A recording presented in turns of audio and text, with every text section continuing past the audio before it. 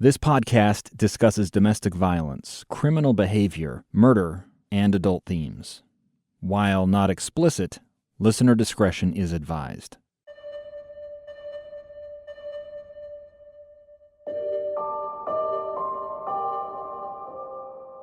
Josh was cash-strapped and still carrying debt from his time with his ex-girlfriend, Catherine. He had about $1,000 in savings, but owed about $400 a month just to cover his debts. He was working for Verco, the same company as his dad, but was afraid of being fired. In spite of this, he insisted on holding dinner parties at his apartment in Tacoma, hosting friends from church. People come over to my house, and instead of eating what I'm offering them, they look in my freezer, oh, I want to make orange juice to go with dinner, and I want to put this with our dinner.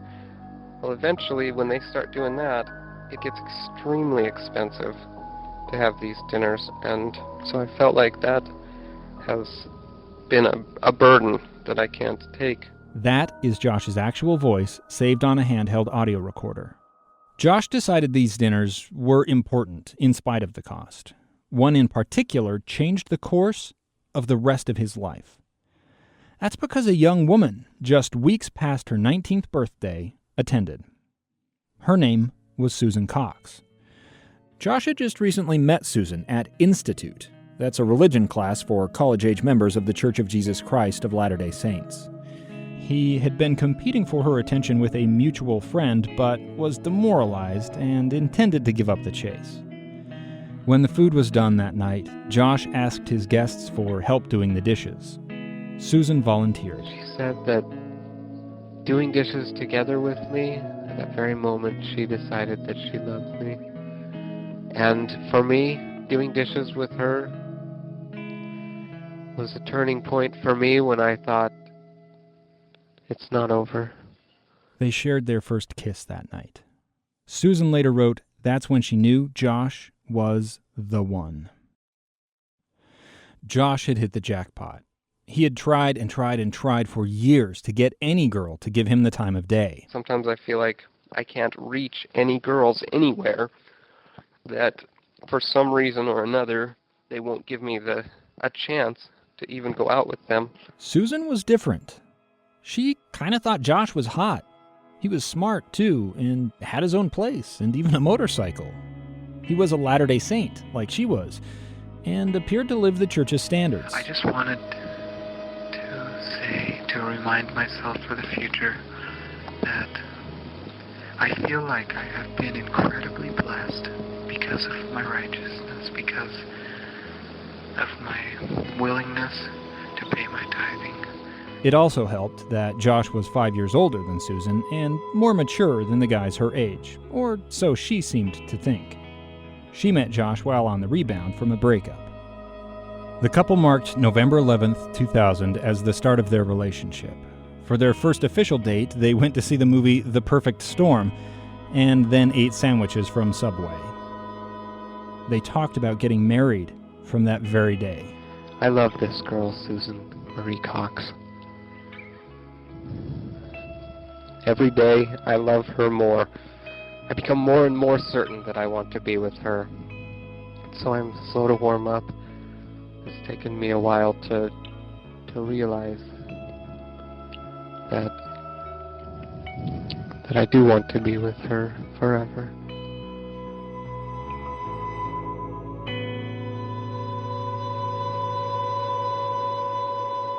This is Cold, Episode 2. Wake up, little Susie. I'm Dave Cawley.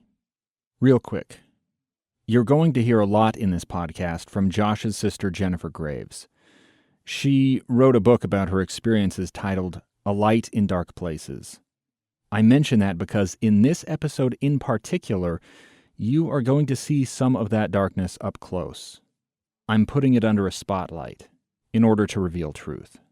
Just stick with me. Susan wasn't long out of high school when she met Josh. She had started studying cosmetology at the Jean Juarez Academy of Beauty just 8 days after graduation. Josh had actually encountered Susan before, years before, but claimed not to have realized it the day they met at a church institute class. It happened when Josh was 18 and a high school senior. He had followed his dad from Spokane to Puyallup after his parents' divorce. That's where he met Susan's older sister, Mary. He went to the Cox house and saw Susan for the first time. She was 12. So we had met at her house, and she remembered me as the person who came over and played piano. But she was much too young, relatively speaking, for me to consider dating.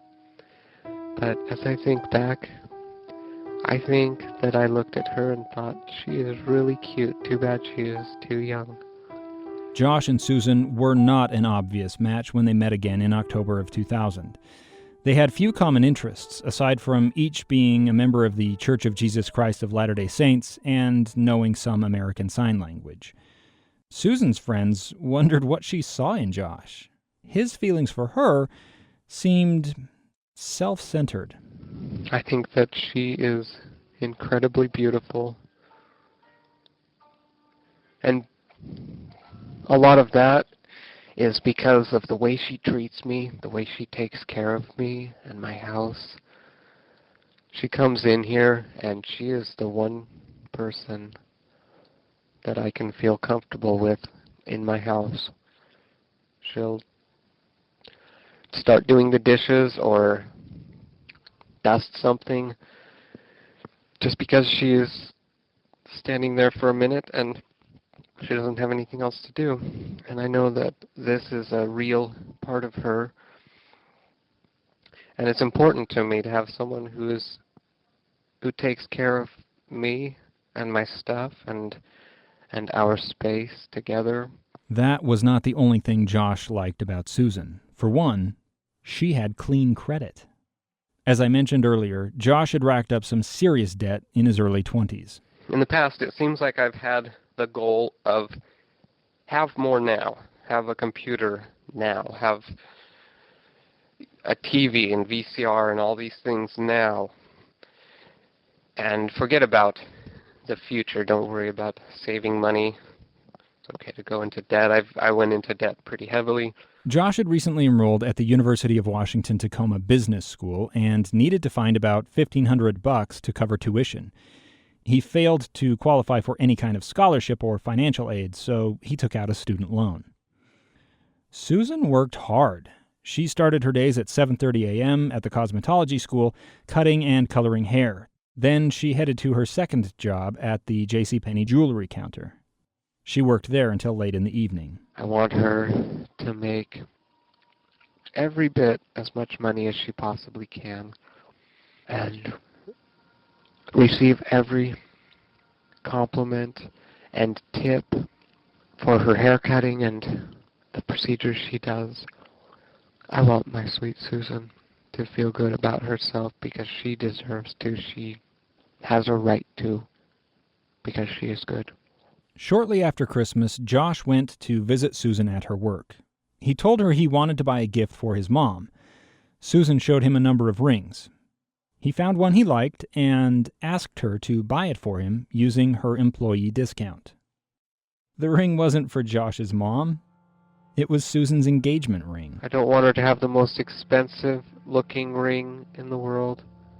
I don't want her to have a big rock to attract someone who would want to hurt her or mug us as we're together. I just want her to have a modest ring with the best quality diamond I can possibly find.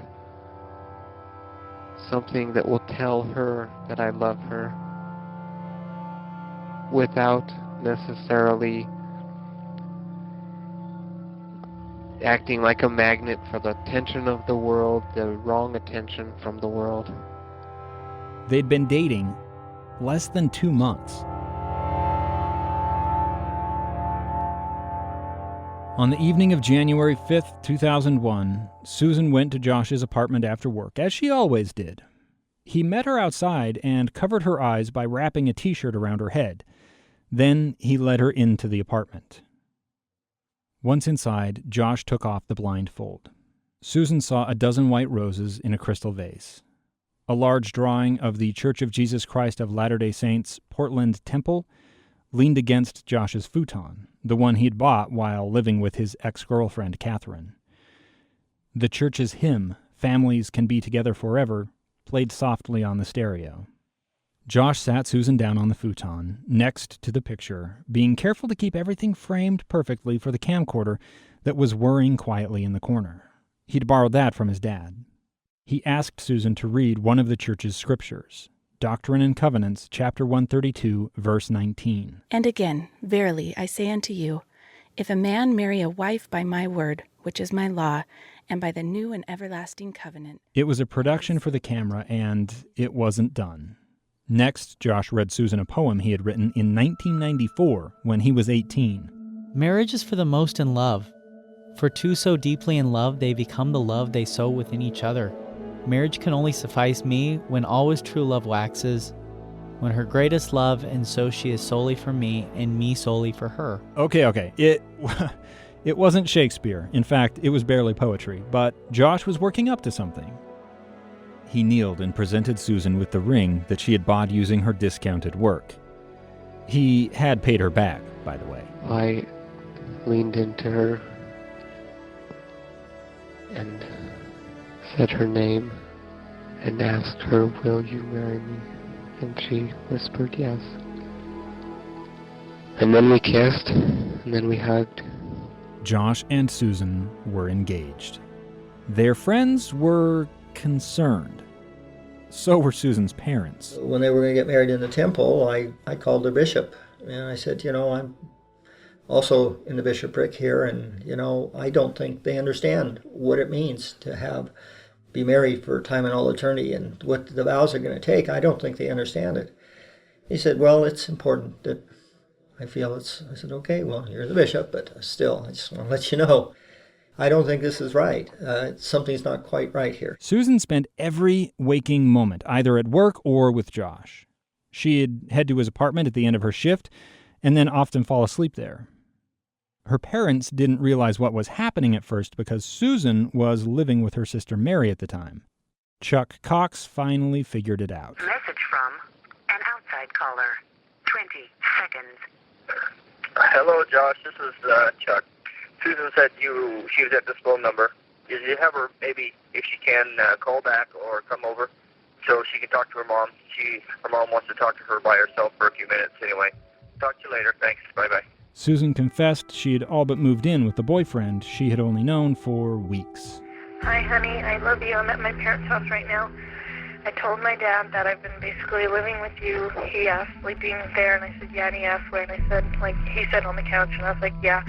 So he doesn't know all of that, but he knows that I've been staying there, and that I don't want to live with Mary because there's liquor in the fridge, and I feel unwelcome there.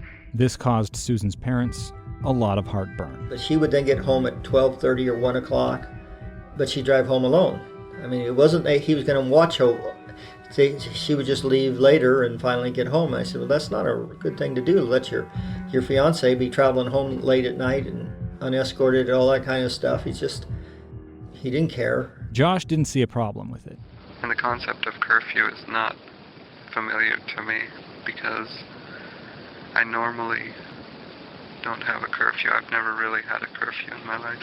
Josh's sister Jennifer told me that growing up, Josh had done pretty much whatever he wanted. That attitude carried over into his dating life. Boundaries. There are no boundaries. Jennifer was living in Utah, but started to hear about Susan from Josh. So I just had a high hopes. She came from a good LDS family that her parents seemed very good, and I just thought, maybe this is it. Maybe he'll be all right. He'll be all right because he's got her now. And he'll want to improve for her. What guy doesn't want to put forth the effort and improve and be the best he can be for an awesome woman? And Susan was great. Josh knew Susan's parents were less enthused, but figured he could win them over. It would seem that her dad likes me for the most part. It seems that her mom is starting to like me as well, although she's been slower to warm up. You look at it, and if you tell your daughter no, that's exactly what she's going to go for. So we didn't do that, but it was just so ridiculous to us, but we can't say stay away from him. On the plus side, he had an apartment of his own that he was paying for, he had a job, and he was going to college. So, it seemed, well, okay, it's not my best idea, but maybe he's got something going that we don't see. Josh pressed for a quick marriage in March or April, as soon as they could receive clearance to have the ceremony performed in the Portland temple. And Susan has been hesitant. She's like, well, I always thought of an engagement as being 9 months or a year. That seems awful fast. Josh had Susan on the hook. He wasn't going to let her escape the way his ex-girlfriend Catherine had. Just as he had done with Catherine, he started spending Susan's money. She paid for new parts for his computer, among other things. Susan's been putting out a lot of money on some of this stuff lately because I haven't really had the money to do it, and I need a computer to live, to get my classes done. So she's been helping me out with some of it. Susan's generosity caught the attention of Josh's sister, Jennifer. I don't know, the boundaries weren't quite where they needed to be at that point to help Josh realize that boundaries needed to continue. Like, he was starting to get that. Going back, moving in with my mom, going back to church, cleaning up his act a little bit. It seemed like he was starting to get that, realize that you can't just do everything you want to in your life. You gotta live within some rules. There were even bigger warning signs. At the end of February, Josh and Susan prepared to submit their marriage license application. She miscopied one or two little things, and I got frustrated with her. And then she got mad at me and said she didn't want to be in the same room with me, and that she wanted me to take her home. He didn't take her home. He puttered around the apartment while Susan seethed. She was like, I asked you to take me home, and you didn't. So then she jumped up and stood by the door for me to take her home, and I kind of got mad at her again.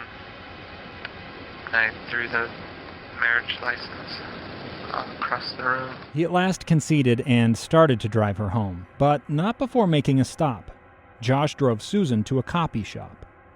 He left her to sit in the car alone while he made the photocopies. I was really hoping that she would get over being mad at me by the time I get done making these copies.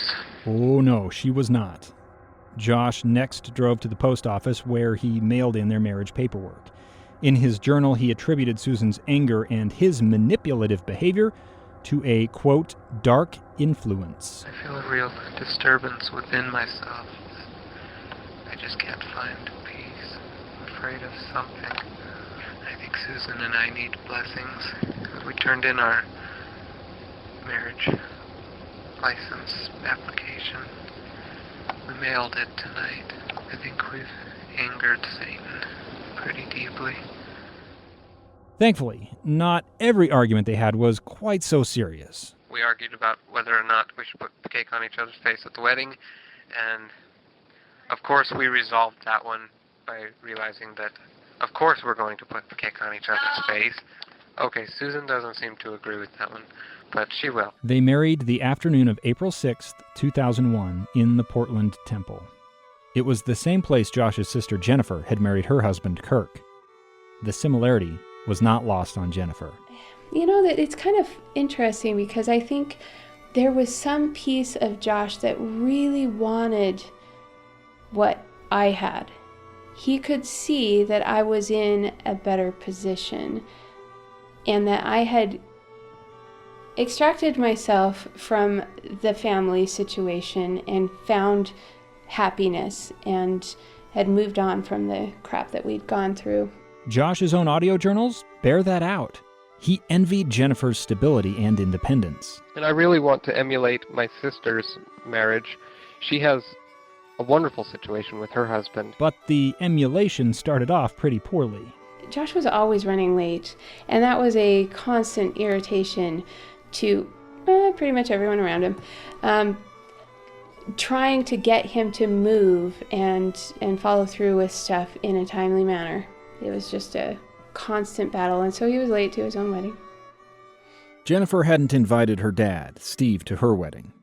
Josh made sure Steve was there for his wedding, but there was a problem.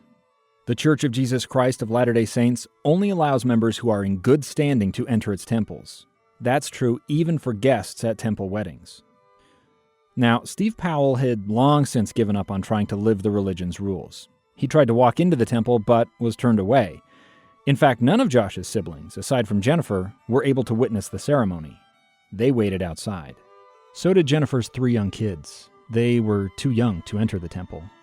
She worried what might happen. I was left with quite a bit of anxiety because I knew that who was going to be with my children outside? My dad and my sister, who is under the influence of my dad heavily. And so I said a lot of prayers and left them for that very short time with them. And I think, they survived. They managed to make it through mostly unscathed, I think. Jennifer reserved Josh and Susan a room on their wedding night at the Hood River Inn. It's a scenic spot on the south bank of the Columbia River. It's where she and Kirk had spent their honeymoon. It turned out Josh was more interested in playing with his camera than spending time with his wife. Josh recorded his observations of that afternoon on his handheld voice recorder. He detailed the logistics of the day, never once mentioning how he felt about being married or remarking about how beautiful his bride was. He just wanted to play with his dad's video camera. We captured a little bit of the drive, just the cool lights and shadows. And we got the pulling up to the hotel shot and walking into our room. A few scenes around the hotel room and the view from the hotel room. The next day, they were back in Puyallup for the reception. Susan didn't like to dance, but feeling giddy in love, she allowed her dad to drag her around the dance floor to the tune of Wake Up Little Susie. Wake up, little Susie, wake up. The choice of song was apropos. That was in reference to her coming home late at night. We've both been sound asleep. Did you pick that song to play at the wedding? Oh, yeah. Trying to say, hey, you understand? Not, it kind of making fun of it, that it's fine now, but whatever. But yeah, probably an important song. What are we gonna tell your pa? She should have woke up a little sooner. Yeah. Ooh la la, wake up, little Susie. Josh hovered over his dad's shoulder, making sure he got video from all the right angles. Let's see that ring. Hold your hand up, please. There's a couple. Okay, and this ring. And my nails that aren't done. Just sitting there. See, the ring has 2,000 backwards and forwards on it. That's cool. And my mom on the band. was there. And then Okay. there's another one. Great. Now we will no longer look at your fingers. We will look at you. Now, Here and there.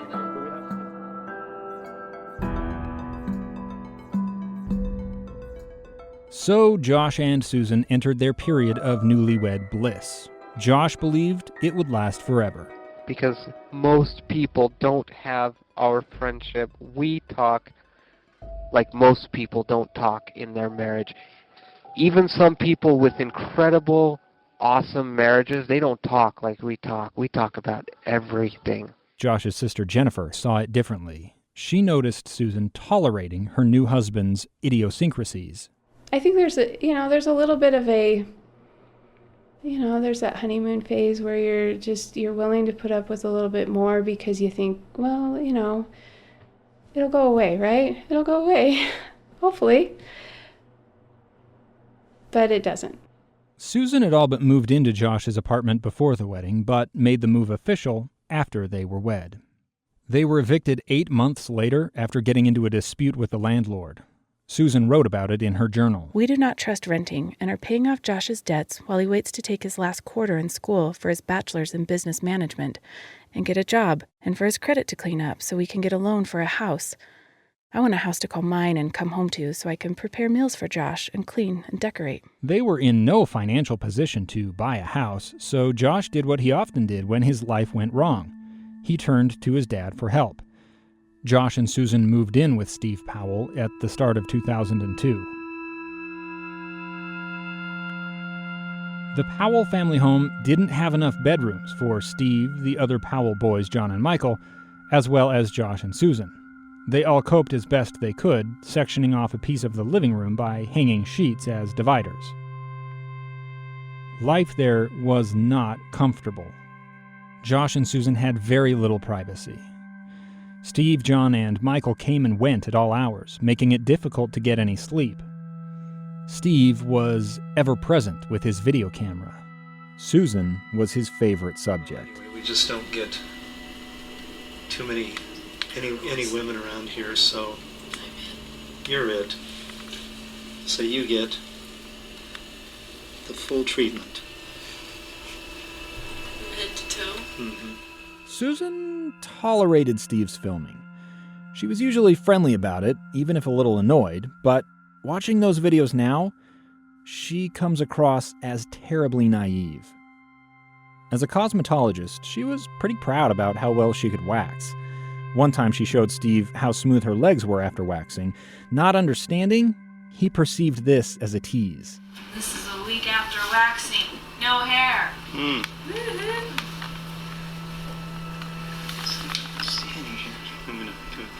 No, it's really pretty clear. On at least one occasion, Susan thought she saw a small mirror under a crack in the door while using the bathroom. Steve took every opportunity to needle Susan in an attempt to undermine her marriage. At one point, Josh wanted to sell his futon. Steve wondered aloud if Josh could rightfully do that, considering he had bought it while living with his ex-girlfriend, Catherine. Susan wrote about that in her journal. I didn't realize she was considered a direct past owner of it or whatever, so it irritated me that he wanted to point that out. Susan called it a dark time. She started to see Josh's faith was not strong. She wrote in her journal about the struggle of having to be the strong one. I know the gospel is true. I can't pretend it's not really that important and move on to more worldlier things. It came as a relief when, by March, they were back in their own place.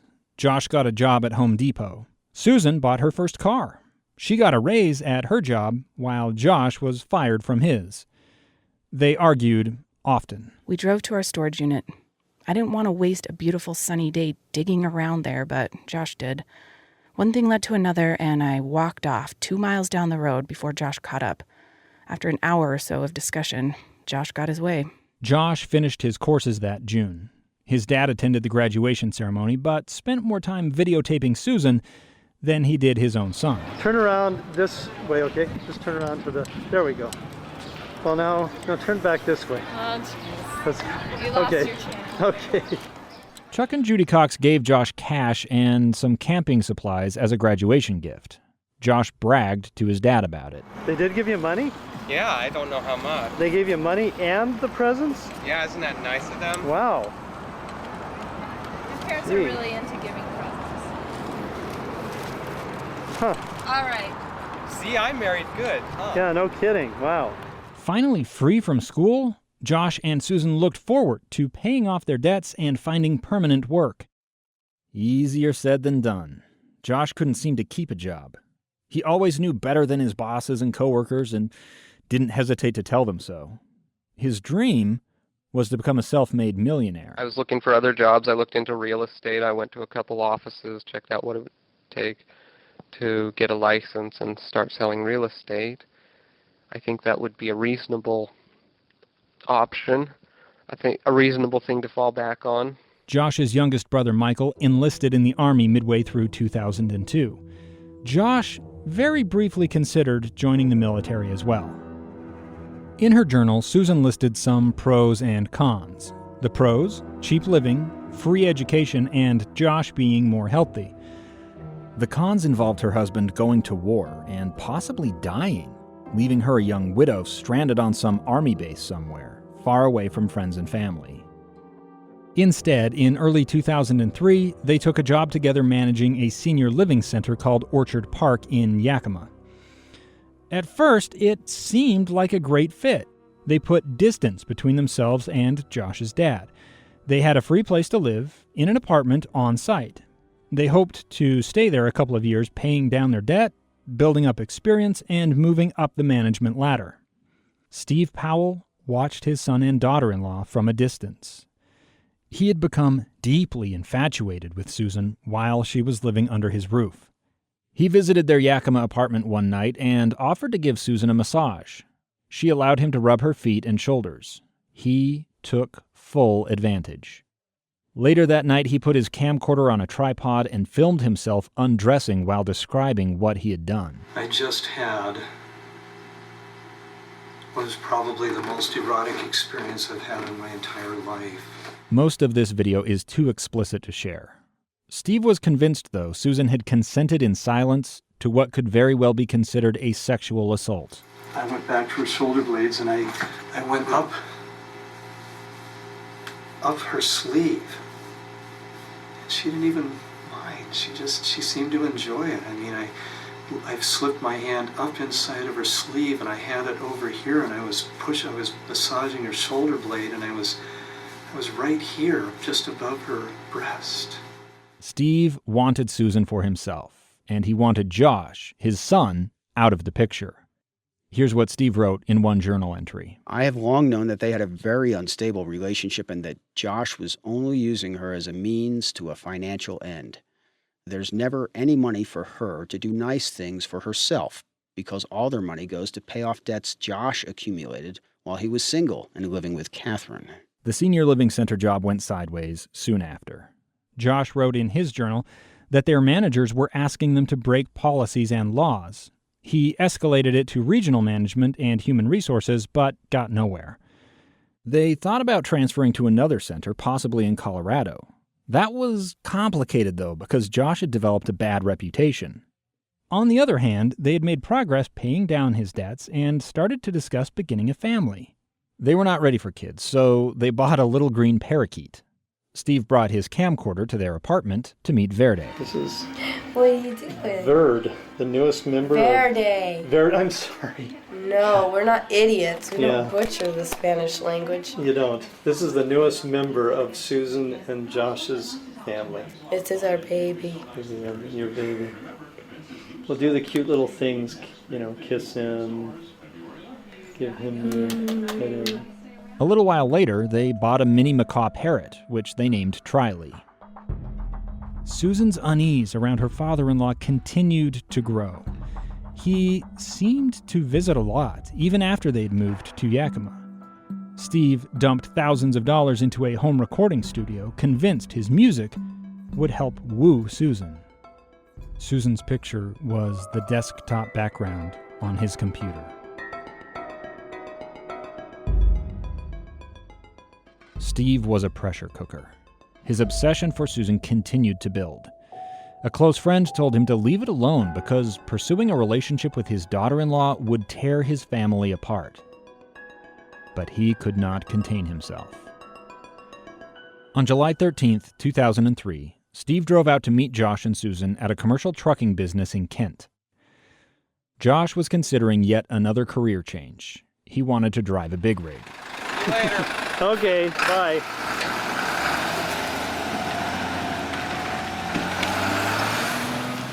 Steve brought his video camera, as he always did when Susan was around. So there's Josh, taking off on his first drive in a truck. Josh was going to be a while, so Steve offered to give Susan a lift back to her parents' house in South Hill. It was the opportunity he had dreamed of for months. At last he would have Susan all to himself. He grabbed a quick video clip of Susan from the driver's seat of his minivan, then crammed the camcorder into its bag just before she opened the minivan's passenger door. He pressed the red button to stop the recording, but it kept rolling. Josh brainwashed me never to slam the doors. The video was just black, but the microphone caught the whole conversation. They started south on State Route 167. Susan talked about how she and Josh were considering a move to Colorado. It was the last thing Steve wanted to hear. He could not take it. I'm probably wrong, but I've really fallen in love with you.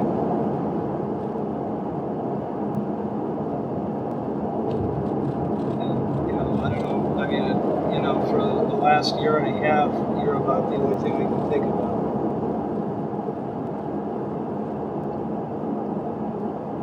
And I don't know where it began. It probably began when you were living with me and you come into my office and, let me feel your legs smooth, relaxed, whatever, and then it just went from one thing to another. And, that experience on the couch, on your couch in Yakima 6 months ago was just, I know that, it was a massage, right? But just being with you for 2 hours and holding you and anyway.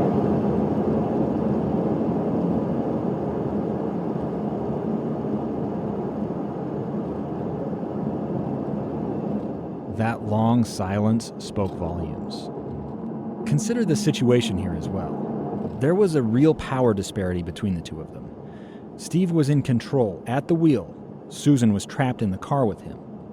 She tried to change the subject. Steve wasn't deterred. Maybe I'm getting the wrong signals from you. Maybe I'm interpreting something that I shouldn't be interpreting. It just, for example, when we were sitting on the couch, it just felt like you were very, I was extremely aroused, and I think you were somewhat aroused, at least I thought. I don't know where you're going with this. And Susan, I'll tell you where I'm married to your son, and I should just be the daughter-in-law. I know. Which puts me a step beneath your own children. Okay. And that's where I'm comfortable. Okay. I was kind of meaning to talk to you about this because I realized the last time I came over that my own father, and not to be mean to him about it because everyone treats everyone differently, but my own father doesn't kiss me. He, as of like 6 years ago maybe, just started getting in the habit of saying, I love you, and my mom also. My family is not that vocal and physical with showing their emotion. Mainly it's just you tease someone to show that you care about them. Yeah. Which I think is what is the first level that most people use. Your coworkers, you tease them because you like hanging out with them. And I was just thinking about the last time that my own father doesn't kiss me and you kiss me, and I didn't like that. Okay. That's fine. Okay. A few important points here. First, Susan was clearly uncomfortable. Her voice was very guarded when she said, I don't know where you're going with this. Second, she told Steve she did not like it when he kissed her. He had taken to giving her a peck on the forehead whenever he visited. Also, remember their ages. Susan was 21, Steve was 53. Susan, as I say, I don't know, when your daughter-in-law walks into your office and, shows your legs and says, you know what I'm saying? I don't, I don't know. Well, I'm sorry that I did that. Yeah, okay. And we can't undo it. Okay, and that's fine. Just try to forget, I guess. Okay, try to forget. Steve's fantasies were crumbling. Susan didn't even want him to touch her. She changed the topic again. But Steve wouldn't let it go. Are you upset at me for talking to you like that? No, it's nice to answer your questions. I appreciate that, I really do, because I've been wanting to. Are you gonna talk to Josh about it? Is there anything I don't talk to Josh about? After nearly an hour of awkwardness, Steve at last pulled up outside Susan's parents' house. He told her thank you for being so sweet before she stepped out of the minivan. All right. Thank you much.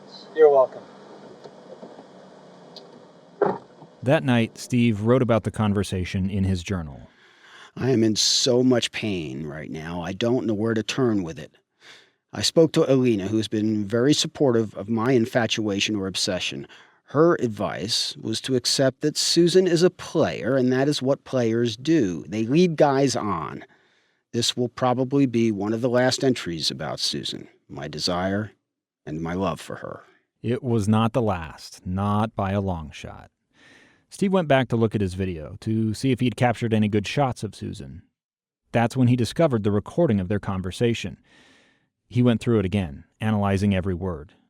He became convinced Susan had not, in fact, rejected him. Here's what he wrote. I was thinking a while ago that maybe I should apologize. Maybe I will. But I don't feel too much at fault. Maybe I've done irreparable damage. I don't know. So depressed. How can a woman do this to me? It's insane. Susan told Josh what had happened, and he came unglued. Josh told his dad, I guess insanity runs in our family. Steve worked his magic. He told Josh the insanity had started with Susan. He said she had led him on. I mean, he was only reacting to her provocations. Josh kept his distance for a little while. He didn't see his dad face to face for a couple of months. When they talked on the phone, Josh would make sure Susan was not in the room. By September, Steve was writing in his journal that Josh had come around to his point of view. It would seem that he has pretty much brushed the incident off. It did not take much for me to convince Josh that she instigated my feelings for her by her little enticements. The reality is, I don't think Susan is upset at me. No. Susan was very upset. Her father-in-law had propositioned her, and her own husband didn't seem to care. She wanted nothing to do with Steve. When he came to visit Josh and Susan's apartment in October, she locked herself in the bedroom and refused to talk to him. That same month, Josh and Susan transferred jobs from the Orchard Park Center in Yakima to another senior living community called Capitol Place in Olympia. The move put them even closer to Steve than they'd been in Yakima. Enough was enough. Josh and Susan decided they needed to get away from Steve. They were going to move far away, to Utah. Josh asked his dad for help loading their stuff into the moving van. Here's what Steve wrote in his journal. I helped them clear out their apartment Wednesday. Now Josh doesn't need me for a while. It's interesting that he was upset at me for telling Susan I was in love with her, but needed my help too much to stay away. Josh also grabbed his motorcycle. He'd given the bike to his brother Michael to cover a debt. Steve was furious. From his point of view, Josh had cheated his younger brother twice. He wrote in his journal that Josh was also cheating Susan. She has, in essence, paid off his and Catherine's debts. All I can say is that Susan deserves to walk away from their marriage with more than an empty wallet. That's pretty much how Catherine was left. Josh and Susan left Washington in December of 2003. When they arrived in Utah, they crashed with Josh's sister Jennifer, her husband Kirk, and their kids. Just watching them interact, I was concerned. I was already concerned. Josh was very controlling. And by that point, Susan was starting to push back a little bit. She didn't want to, just be controlled and not have any choices in her life. And so she wouldn't always handle it in the best way, and she would bite back, verbally. She would definitely resist and say things that, maybe weren't in always the nicest way. Josh and Susan both signed up with a temp agency and landed jobs at Fidelity. They also found a realtor and started looking to buy a house. In late January, they toured a home on a cul-de-sac in the Salt Lake suburb of West Valley City. The house on Sarah Circle was about 2,200 square feet. Josh ran from room to room, giddy, imagining all the space he would have for tools, computers, and RC toys.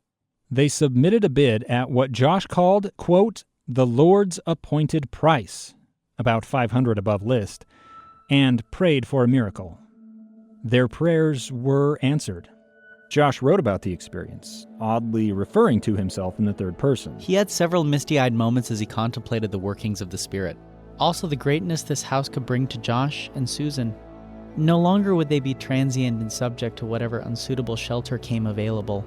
No more clutter and lack of access to their property.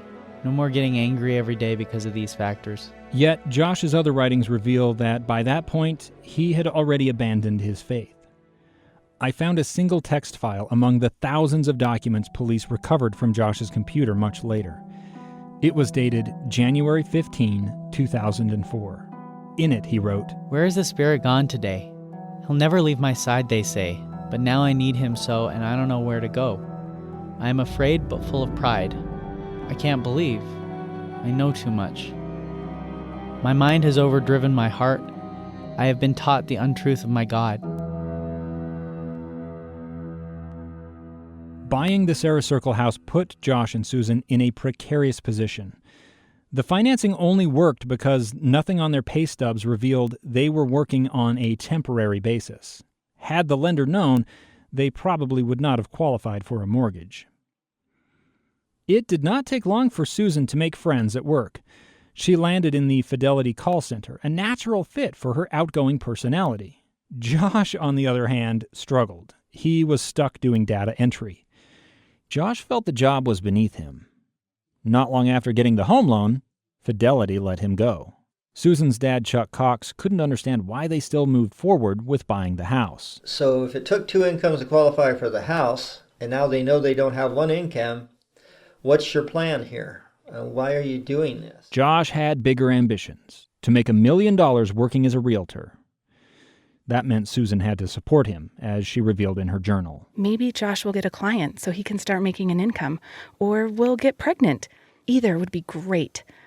I feel like I'm too stressed out because I'm in a temp job, supporting a mortgage, and no prospects for Josh. As she settled into her new church congregation, Susan made fast friends with her neighbors, particularly a woman named Kiersey Hellewell. Well, it's funny because when she moved to Utah, she was, I don't know, I guess I would call her a little bit immature.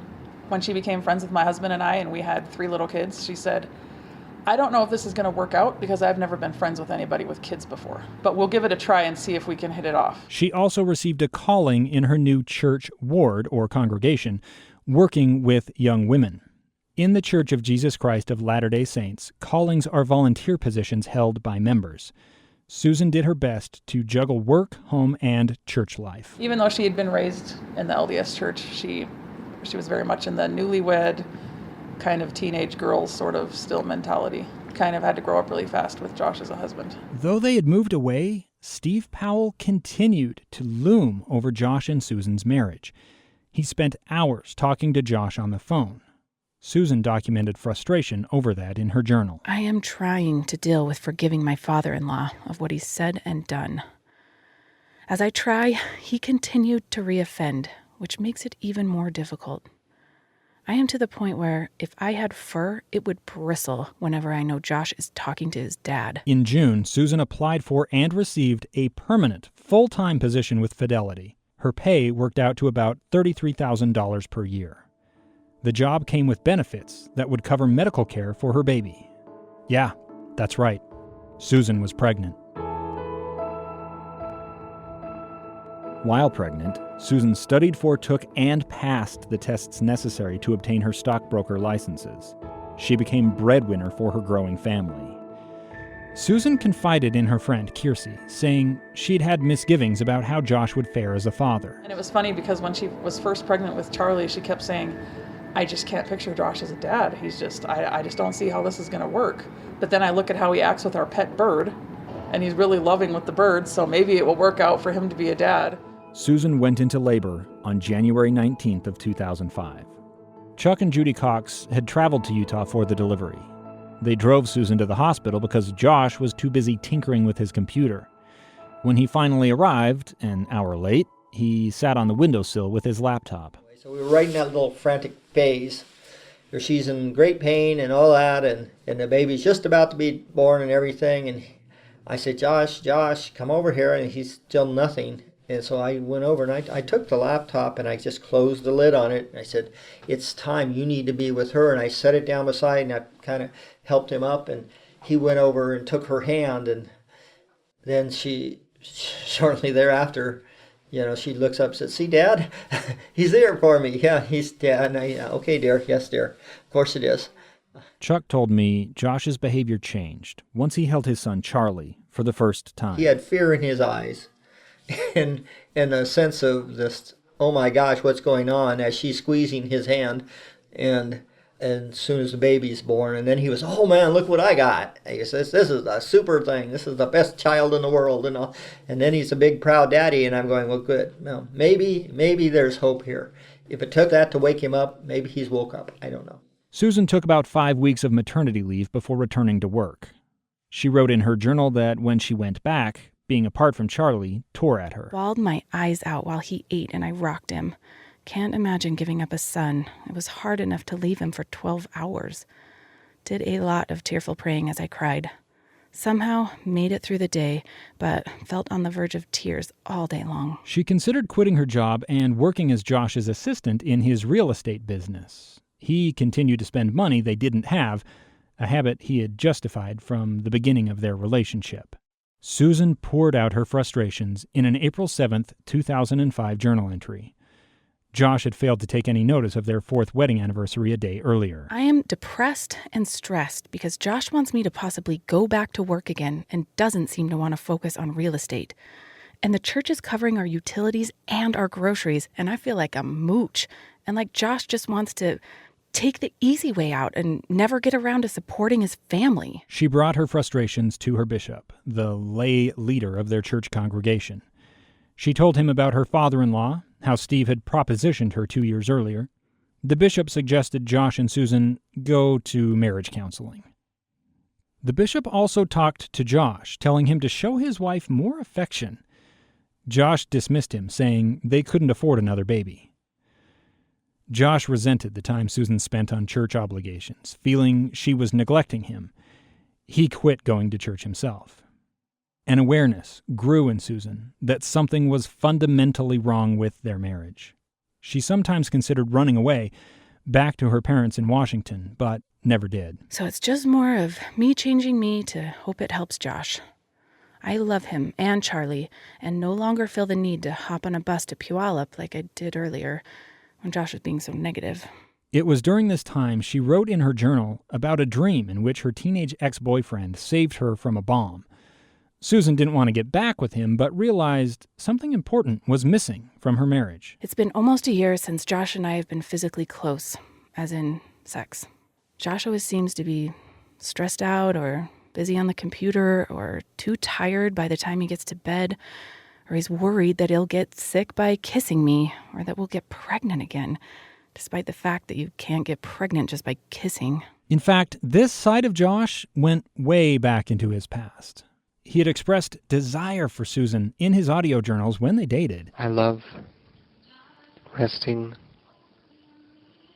with her sweet body next to mine. I love the way it feels. She is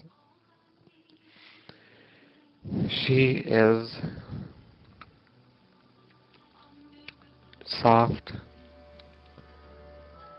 but she's not fat. Her body is soft in the right spots and more toned and hard in the right spots. I just think that she's incredible that way. But at the same time, Josh had struggled to do simple boyfriend things like hold Susan's hand. But when it really comes down to it, I am not into any kissing, and I'm really less likely to even be comfortable cuddling. I almost have to get away from a girl. I can cuddle for a second as kind of playing around, but then I have to get away from her in order to maintain my comfort zone. I decided to ask Catherine Everett, the woman Josh had dated before Susan, about this part of his personality. Here's what she said. In the beginning of our relationship, it was very much, we'd hold hands and, cuddle with each other and stuff like that. But then when we moved in together, it turned into he didn't want to kiss me anymore. Because every time he kissed me, he would get sick. That's what he was convinced of. Sound familiar? Josh told Susan the same thing he told Catherine. Was he a germaphobe, or was it something else? In any case, Josh's treatment of Catherine wrecked her self-esteem. I remember, thinking to myself, I'm like, is there something wrong with me? I couldn't understand how it could go from one thing to him being like that. It just didn't make any sense. But that's what he would tell me. He goes, I want to kiss you, but every time I kiss you, I get sick. So you can imagine how Susan had to have felt when her husband refused to even give her a kiss. The growing physical distance only compounded the financial strain Josh and Susan were under. By Valentine's Day of 2006, they were talking about the logistics of divorce. Josh had been scarred when his parents split. He had no intention of allowing Susan to divorce him. After their talk, Susan wrote a pleading letter. I want this marriage to work, not just for Charlie, but for us. Because Charlie will grow up just like you did. And I still want to be with you after Charlie grows up. Just like how I'm sure your mom and dad wish they had a significant other in their lives now that you kids are all grown up. In the letter, Susan made several promises in the hopes of keeping her husband happy. I will keep working at Fidelity, keep not spending money. Only gas, only drive to and from work and daycare. I will not do hair, or only do it when you tell me you won't be home, or if I can do it at someone else's. I can continue to try to scan. I can read scriptures out loud for us. I can continue to say prayers and make a continuous effort to make our marriage work and us be happy in it. Did you catch Susan's mention of scanning in there? I've made a lot of references to Josh's journals so far in this podcast. The truth is, many of Josh's journals were just random scraps of paper. He'd write notes in the margins. If he went to church, he'd write down who he went with and what was discussed. Josh kept everything: letters, receipts, notes, flyers, and made digital copies. All of his correspondence back and forth to high school friends like Jackie and Teresa survive because he or Susan scanned those letters and envelopes. Josh also pressured Susan to edit her teenage boyfriend out of her journals. He wanted her to throw away pictures from the high school dances she'd attended. But Susan, she resisted this. She later told a coworker one day her own children would be mature enough to understand the mistakes their mother had made as a teen. Susan quit Fidelity for good in May of 2007. They took out a second mortgage on the Sarah Circle house to get by as their incomes dwindled.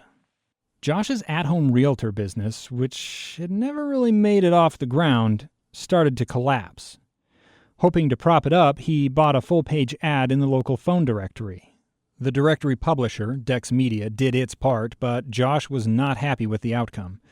He accused the company of misprinting the phone number and refused to pay. Dex sent the account to a debt collector who in turn sued Josh in Utah State Court. That lawsuit demanded more than $91,000 in unpaid costs. In the middle of all of this, Susan learned she was again pregnant. This time, she desperately wanted a girl. There were signs early on the baby might be born with cystic fibrosis or Down syndrome. I worry that we won't be able to support the needs of a CF or Down's child, that Josh won't accept it and get a divorce, that he'll favor Charlie and ignore this child. Susan delivered their second child, another boy, on January 2nd, 2007, just a few weeks shy of 2 years after Charlie's birth. The baby weighed just 5 pounds 10 ounces. He'd had the umbilical cord wrapped around his neck twice, and Susan in horror saw he was blue. The delivery room staff used her oxygen line to help get the newborn breathing. To Susan's relief, her second boy was born free of any disease. Josh was supposed to name him. He's on the phone telling my mom and says, "What about Brady?" And I'm thinking, Brady Bunch? No. They agreed on Braden. He was their miracle baby. Then, more than ever before, Susan had her hands full. She was caring for 2 young kids. Susan wasn't working, and Josh's adventure in the real estate business continued to worsen. They had just one car at that point, a 2005 Chrysler Town & Country minivan, which Josh rarely allowed Susan to drive. Debt had haunted Josh his entire adult life. And that's not to say that I regret any of the purchases I've made. I'm happy with the way I am, with the way I'm living. In April of 2007, Josh and Susan filed for Chapter 7 bankruptcy. Federal court records show at the time he had more than $30,000 in credit card debt, nearly $59,000 in outstanding student loans, and roughly $100,000 owed to that botched phone book ad. He also owed his father-in-law, Chuck Cox, $3,000 and made sure to include that on the court filing. The bankruptcy court didn't exactly wipe the slate clean. Josh's student loan debt persisted. He reaffirmed his mortgage and car loan, so those stuck around as well. But the credit card balances and the phone book debt collection lawsuit disappeared. The nation was sliding toward what would become known as the Great Recession. Josh's political and social views were also growing more extreme. He often ranted about a coming environmental catastrophe during which the world would run short of water. He warned Susan they might need to flee the United States on short notice. Susan was baffled, but tolerated it as best she could. She learned to be really, really self-reliant. She started growing a garden. She had fruit trees. She learned to can things, and she had wheat storage. I mean, she kept saying, "This is weird for me. I'm not really a homemaker type, but I'm trying to learn how to fit into this Utah mom and wife thing and learn how to do all of these self-reliant things." She learned how to bake bread. So she would come over and we would cook and watch movies and just talk. Susan's journal, emails, and Facebook messages show those friendships really helped her cope. I made dinner, which I'm the only one enjoying, and I'm sitting here reading a self-help book thinking nobody appreciates my efforts, or at least not the people I'm closest to make an impact with, like Josh. I'm not suicidal or anything, just feeling alone and frustrated. Which is interesting because even as I write feeling alone, I know I'm not alone, and I'm aware how blessed I am, and I almost feel selfish to want to pray for improvements, but I still want things to be better than they are. By the start of 2008, it was clear to Susan she could no longer depend on Josh to support the family. They had to get regular jobs again. Though Josh had legally erased the $3,000 he owed Susan's dad through the bankruptcy, Susan insisted in her journal she would repay it. We started job hunting about December 12th, and I'm not telling my parents because I want to tell them in the form of handing them a check to pay them back for the money we borrowed literally years ago. Torture not to tell them. She landed a position at Wells Fargo Investments, a call center, doing similar work to her old job at Fidelity. There were even some people she recognized from her old stockbroker study group. Susan again was breadwinning for her family. As I'm kneeling on the kitchen floor, cleaning up the food from the boys, all three of them, eating, I had to make an effort to concentrate on why I'm better off being married as opposed to the single mother I often feel like I am. Had to stop and think about if Josh had died, if we were divorced, if he were the original guy I married, what would be different and how much better that would or wouldn't be. Decided I don't want him dead. I like him around for the boys. Occasionally he actually does what I need him to do. Susan was finally awake, but she was still mired in a terrible marriage. On the next episode of Cold. They were not doing well in their marriage, and she was talking to an attorney and looking at getting a divorce. If you haven't already, please subscribe to Cold. Toss us a rating or a review. You can find Cold on Facebook, Instagram, and Twitter at The Cold Podcast. For video clips, pictures from the case, and more, hit up thecoldpodcast.com.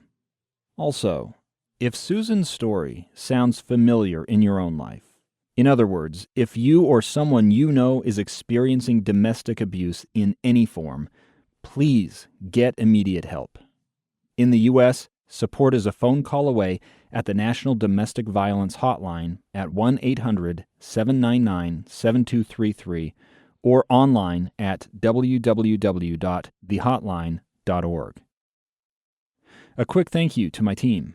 Kristen Sorensen, Eric Openshaw, Ken Fall, Danielle Prager, Adam Mason, Jillian Friedman, and especially Cheryl Worsley for all of their help with this project.